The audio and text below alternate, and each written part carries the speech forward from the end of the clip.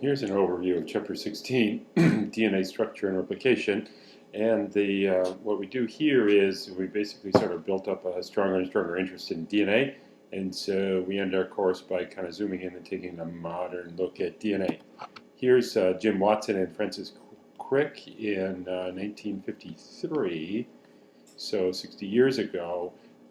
And they're sitting by a model of the structure of DNA. And so we're going to, in Chapter 16, look at the structure of the DNA, and that will help us lead us into some topics about DNA that we've already covered, so gene expression, and then in Chapter 16 also, during S phase of the cell cycle, the DNA is going to get replicated, and so we're going to look into that too in Chapter 16.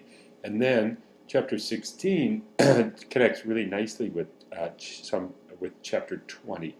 And so Chapter 20 takes that discovery of the structure of DNA and describes modern methods, experimental methods, that take advantage of the structure of DNA to learn about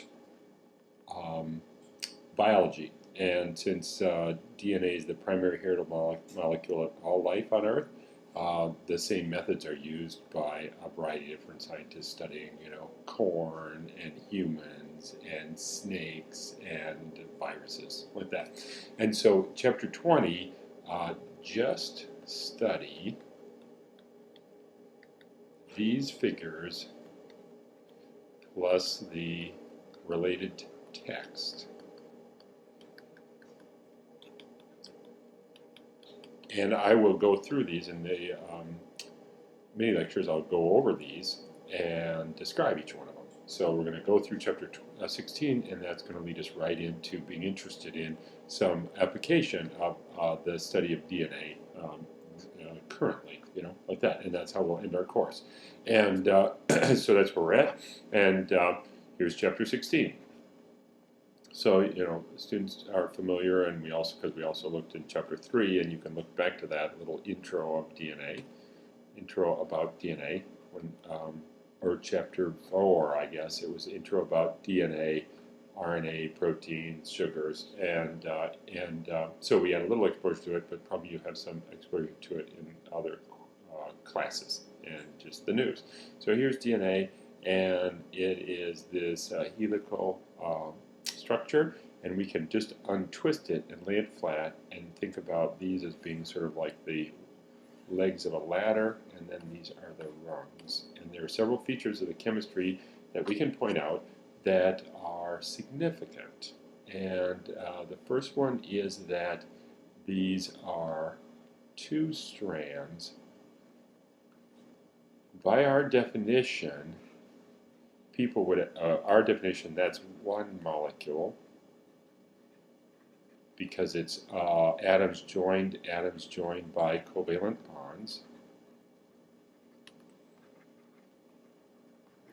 And then that's one molecule, atoms joined by covalent bonds.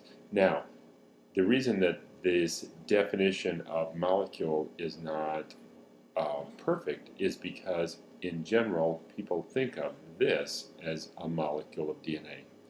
And so, even though it's really two molecules, they think it's always together. Let's just call it one molecule. So, given that little bit of a wiggle room, that's fine. And it's actually fine because it helps us highlight this: that here are non-covalent bonds joining these together.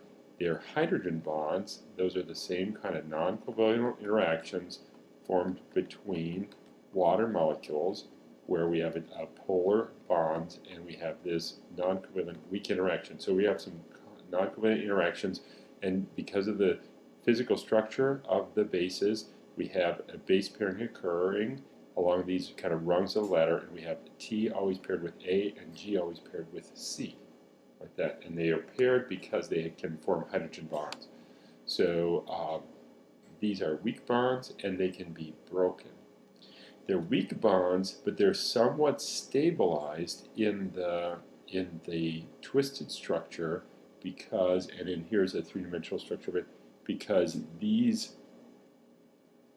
nucleotides are planar, they're flat, and they are a little bit hydrophobic.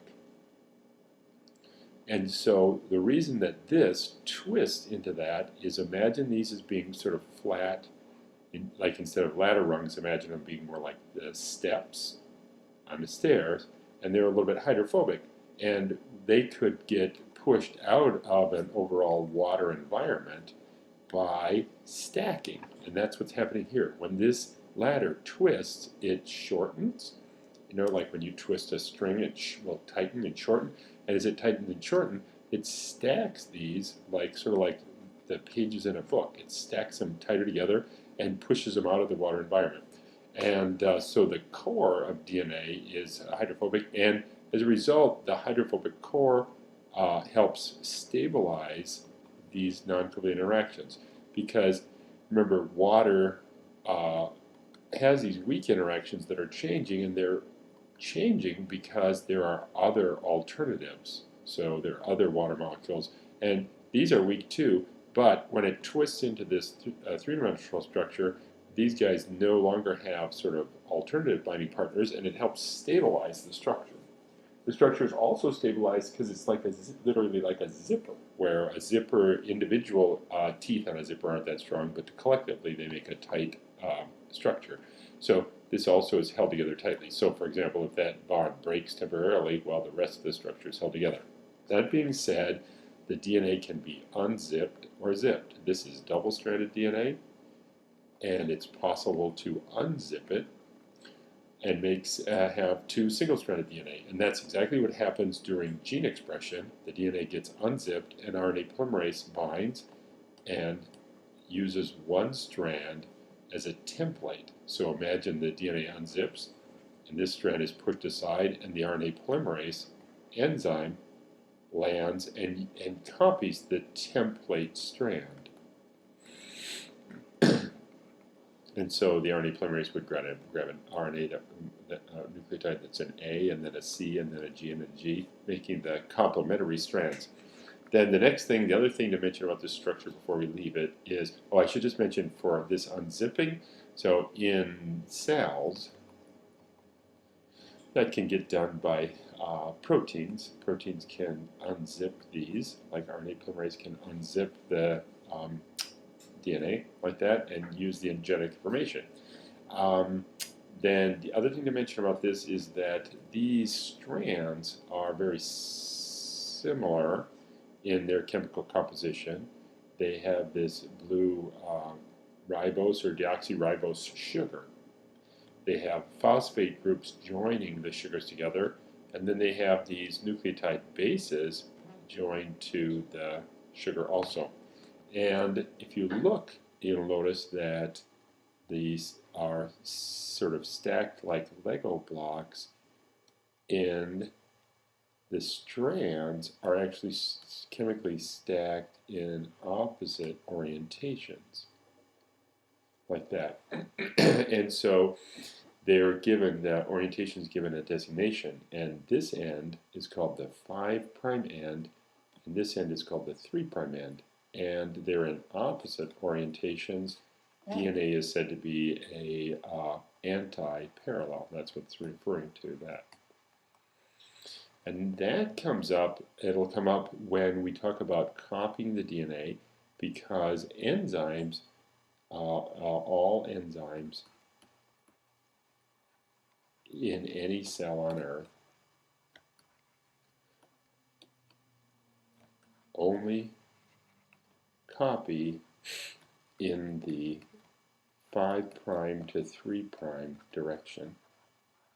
So it's like, imagine stacking Lego blocks and saying you can only stack them by joining this one to the bottom of the previous one. That's the only way you can stack them.